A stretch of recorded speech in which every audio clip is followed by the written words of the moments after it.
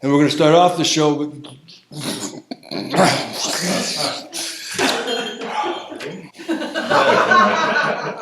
Okay, I'm no longer Carl Weintraub.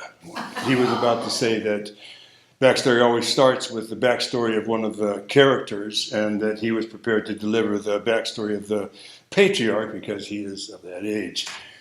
But for crying out loud, the title character of this edition of Backstory is Death, and so I figured I better inhabit his body, and even though this body does not afford me the charm and grace of Prince Sirki or the heart-palpitating good looks of Joe Black, still, this is the story you need to hear. I am Death. And don't worry, don't be afraid of me. I haven't come to take any of you. The fact is, I don't come to take anyone. They come to me. I don't cause death. Nature does that. Mother Nature or human nature. What I do is I accept death, something most of you mortals can't find it in yourself to do, even though it is literally the definition of mortality. And I want to get one thing off my chest before we start. I take some offense at being called the Grim Reaper. I am not grim, and I do not reap. I'm closer to in Greek mythology. What's his name? Charon. In Greek mythology, I ferry people from here to there. And if you look at images of him on Grecian urns, he doesn't look half bad. Kind of a patrician-looking guy with a little goatee like Carl has here.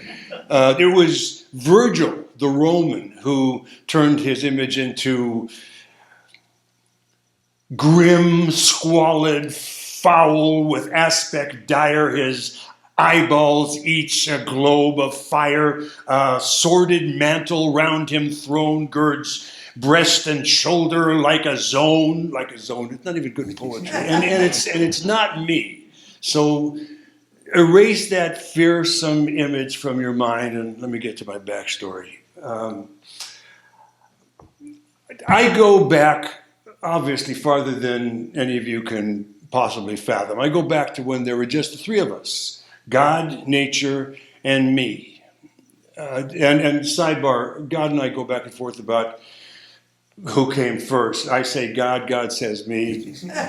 But anyway, God created God in the same instant that God created everything else. In that instant of creation, God saw it all. Everything that could, would, or should happen from that instant to eternity. It was like a vision God had, and God is that vision. God imagined it all. God is the inspiration for everything. Nature is the manifestation of everything God imagined. I am the reconciliation of everything, and I am nothing. Wow. We're kind of like your Holy Trinity, except it's the Father, the Mother, and the Holy Ghost. And except that I'm not holy. Nor am I vengeful or merciful, nor are God or nature vengeful or merciful. You think either of them would be so petty? I mean, yeah, sure. You exist in God and nature, and they exist in you. But to think that either of them have the time or interest to involve themselves in the lives of one individual person on one planet, in one solar system, in one galaxy, in the entire cosmos, it'd be like you saying that you have a vengeful or merciful attitude towards one neutron and one atom in one molecule of one cell in the little toe of your left foot. It's just silly. I, on the other hand, do not exist in you, nor do you in me. And yet, I am there for each and every one of you. I am the inevitable. Every life leads to me. And what you got to understand is that I'm not the end of life. I'm the absence of life. Like black isn't a color, it's the absence of color. Life, by definition, doesn't die. Life lives. The manifestations of life, or so we say the incarnations of life may die, but life goes on. So when your life passes out of the manifestation that is you and passes into the darkness, the nothingness that is me, it is still life. I made a joke. It's a pun. Still, you laughed. That's good. I didn't expect that. I just expected because I never have really grasped the whole idea of humor.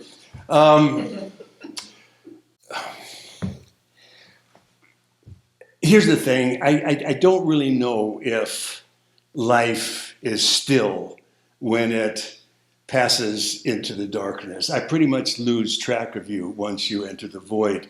I don't. Maybe your life, when it leaves the physical, the natural manifestation, becomes supernatural. Maybe it becomes a pure, unencumbered participant in the very being of God. Maybe it just recycles into another manifestation on the natural plane. I really don't know, and I really don't care. Once your life passes into me or through me, you become nothing to me, just as I am nothing. Maybe I am the Holy Ghost, big black hole kind of holy. As one of your modern authors puts it, I'm not blessed or merciful, I'm just me. I've got a job to do and I do it. When the first living thing existed, I was there waiting. When the last living thing dies, my job will be done. I'll put the chairs on the table, turn off the lights, and lock the universe behind me when I leave. Now,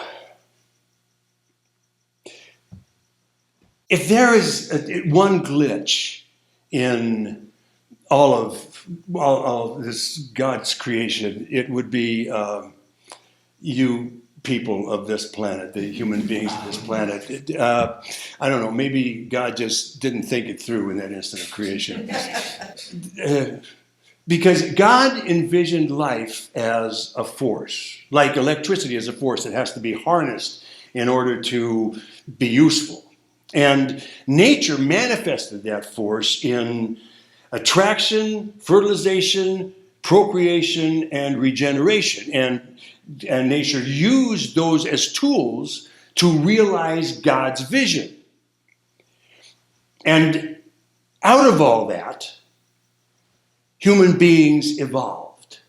And in the beginning, you regarded me the same way the trees and flowers regard me. They didn't give me a second thought. But as you became self-aware, you began to see yourselves in relationship to everything that was around you. And you saw how small you were in relation to everything that was all around you. So you wished to draw strength from everything that was all around you. And the way you did that was by communing with nature, because nature was what was all around you. And you even imagined spirits inhabiting the different elements of nature so that you could appease them or even worship them.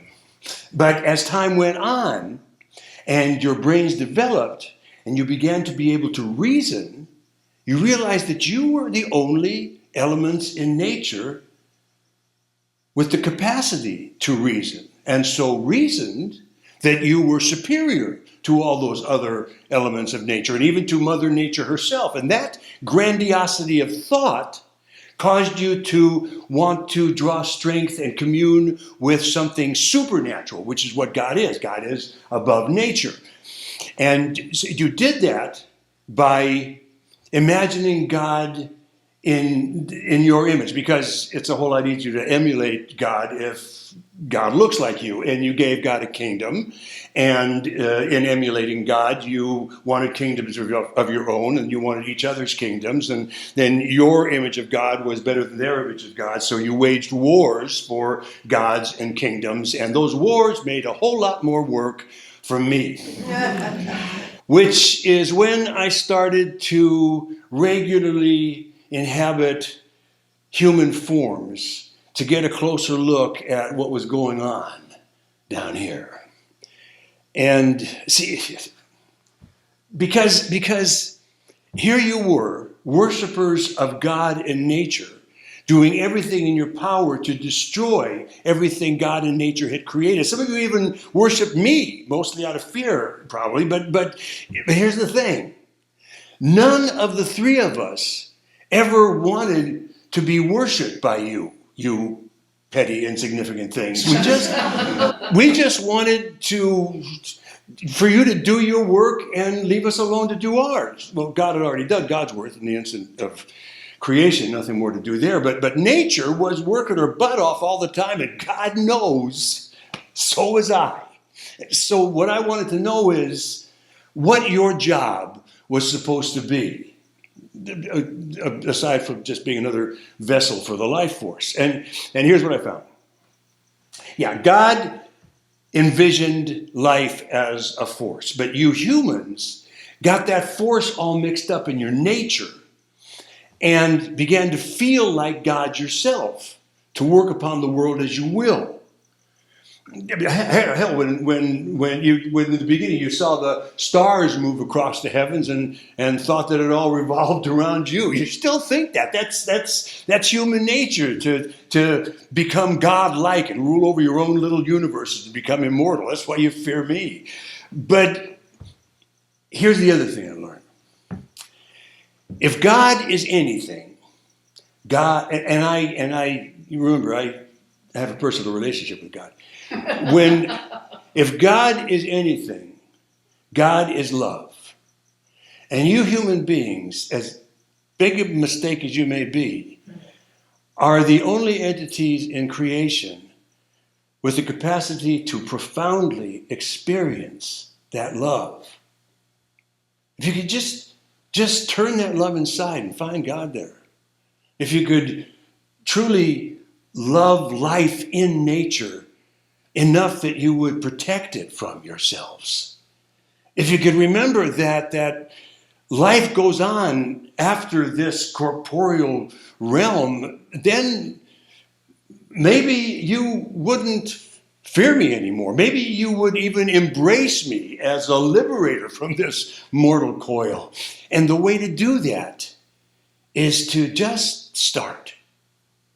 Act as if you're not afraid of me. Talk to your friends and your parents and your children about me. Make me an integral part of your everyday life. And then maybe you'll be able to see yourself for what you really are. One everlasting, unique speck of light in this vast cosmos. A spark that inhabits all of creation within itself.